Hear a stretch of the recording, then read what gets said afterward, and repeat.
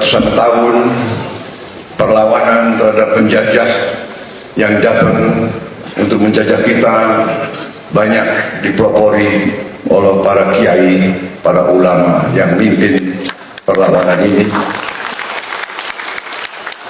Kalau kita lihat pahlawan-pahlawan bangsa, mungkin lihat gambarnya, lihat lukisannya, mungkin sebagian besar ketahuan pakaiannya itu pakaian ulama. Bahkan Pangeran Diponegoro pun, walaupun pangeran waktu memimpin perjuangan, beliau berjubah berpakaian ulama. Beliau mimpin di atas kuda perlawanan sebagai pemimpin umat agama. Disitulah menyatu sebetulnya ulama dan umaroh demi mempertahankan kepentingan bangsa rakyat. Nusantara kita sudah sejak ratusan tahun dikenal oleh dunia bahwa kita negara yang sangat kaya dengan segala kekayaan alam.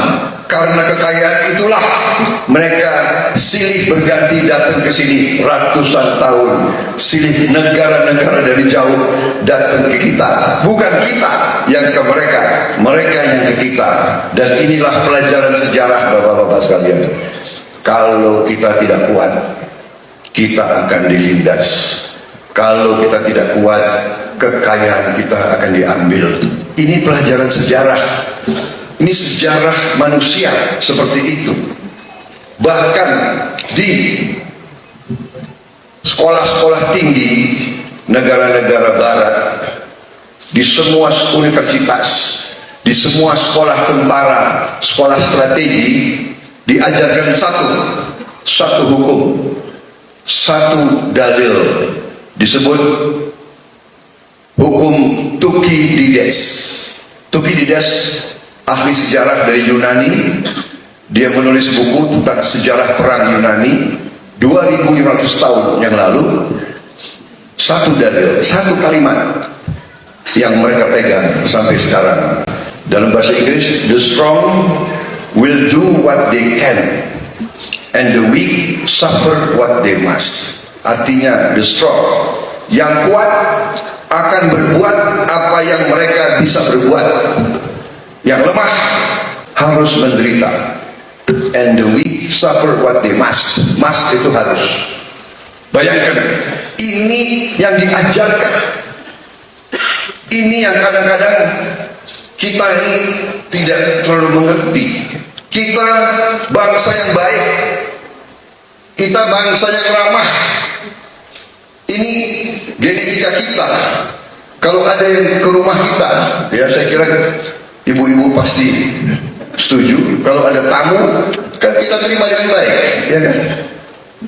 Monggo, Pinara, monggo.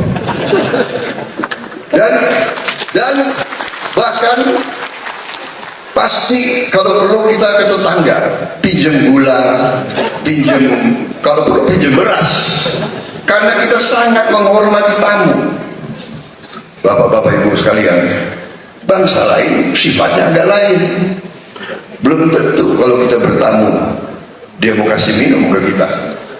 Orang dia mengatakan, aku punya penghasilan, Anda punya penghasilan, kenapa harus saya kasih makan kepada Anda? Itu yang saya alami.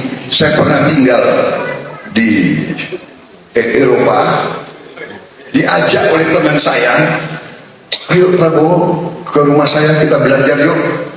Oke, saya ikut. Waktu itu jam 5:30.